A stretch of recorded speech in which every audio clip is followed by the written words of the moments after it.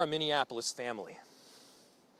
But to everybody out there, do not think of these as just somebody else's kids. Those families are suffering immense pain right now. Think of this as if it were your own. Every one of us needs to be wrapping our arms around these families, giving them every ounce that we can muster. These were Minneapolis families. These were American families. And the amount of pain that they are suffering right now is extraordinary. And don't just say this is about thoughts and prayers right now. These kids were literally praying. It was the first week of school. They were in a church. These are kids that should be learning with their friends. They should be playing on the playground. They should be able to go to school or church in peace without the fear or risk of violence, and their parents should have the same kind of assurance. These are the sort of basic assurances that every family should have, every step of the day, regardless of where they are in our country.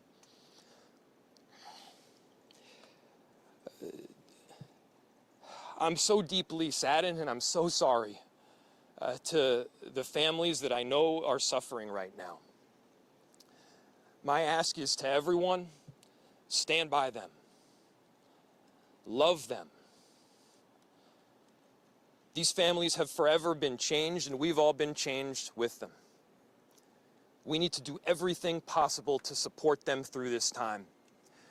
We have a family resource center that has been set up. I'm grateful for all of the law enforcement agencies from a number of different jurisdictions, all the different departmental support that we've received.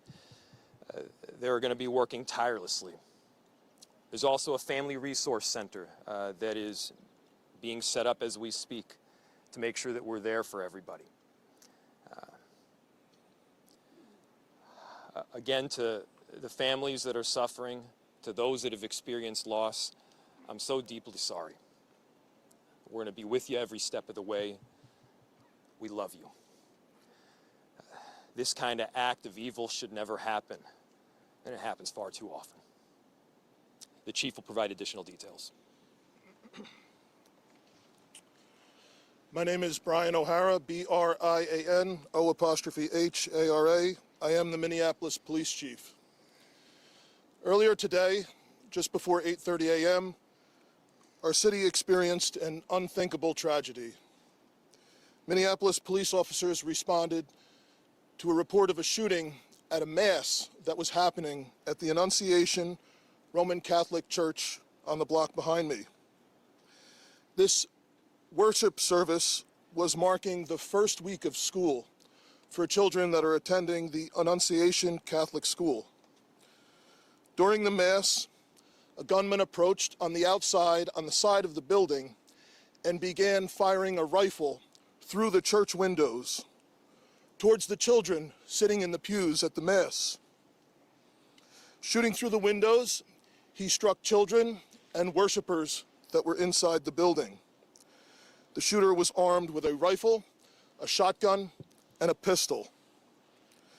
This was a deliberate act of violence against innocent children and other people worshiping. The sheer cruelty and cowardice of firing into a church full of children is absolutely incomprehensible. Police officers from the Minneapolis Police Department immediately responded, entered the church, and attempted to provide first aid and rescue some of the children that were hiding throughout the building, while other first responders came and EMS responded to rush victims to nearby hospitals. 2 young children, ages 8 and 10, were killed where they sat in the pews. Their parents have been notified. 17 other people were injured, 14 of them being children. 2 of those children are in critical condition. The coward who fired these shots ultimately took his own life in the rear of the church.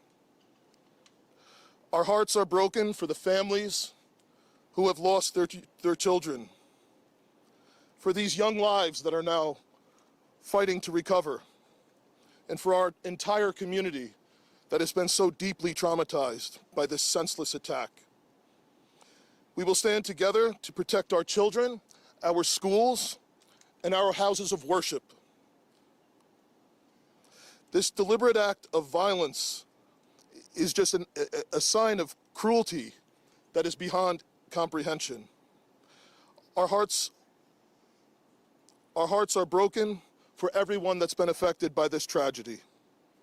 As we begin the difficult path of healing, I want the community to know this, that even in the face of such evil, the Minneapolis Police Department and all of our law enforcement partners stand with our community. We stand with these families and with this parish. We will continue to be here for you. With that, the investigation is obviously in its preliminary stages, and I will attempt to take some questions to provide further information. Chief, what can you tell us about the suspect in this case? How old was he? Any kind of motivation? Any notes or any other information you might have left behind? So we were looking, the question was, what can be said about the shooter? We believe it is one suspect, a sole shooter.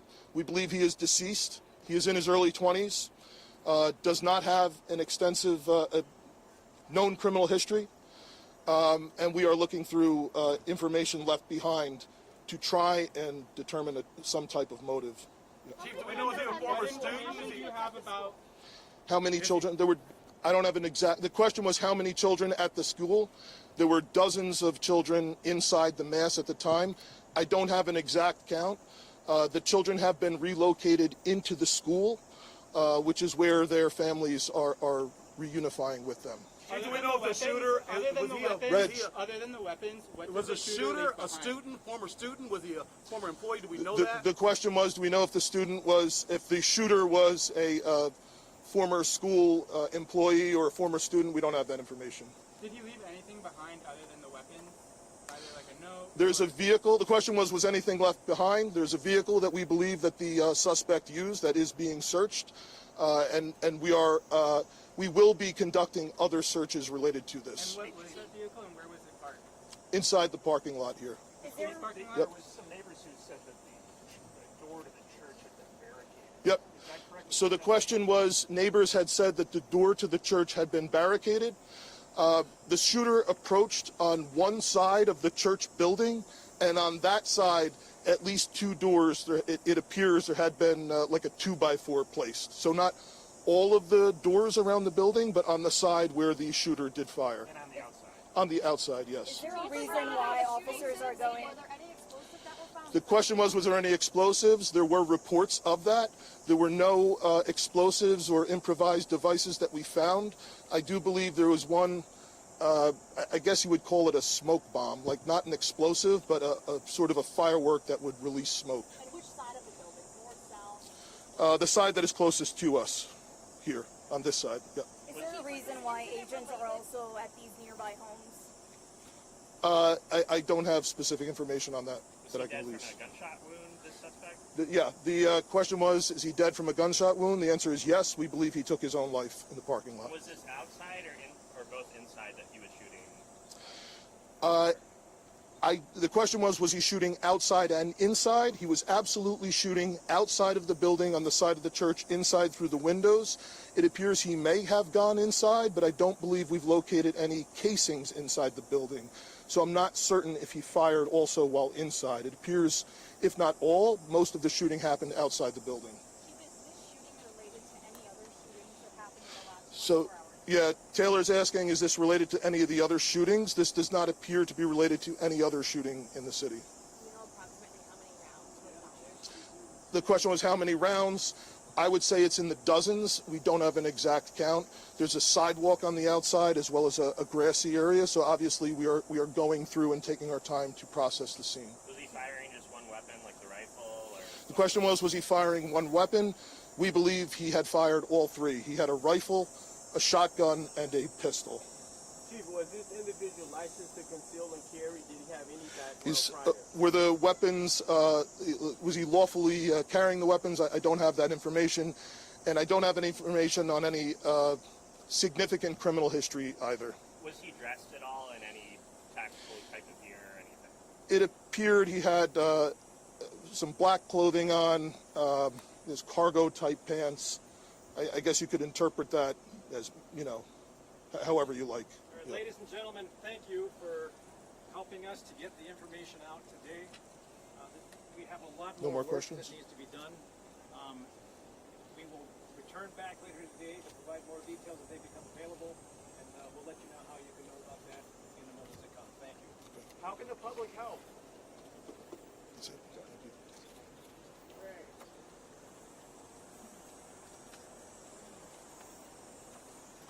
Once again, folks, if you have further inquiries you want to send via email, communications@minneapolismn.gov.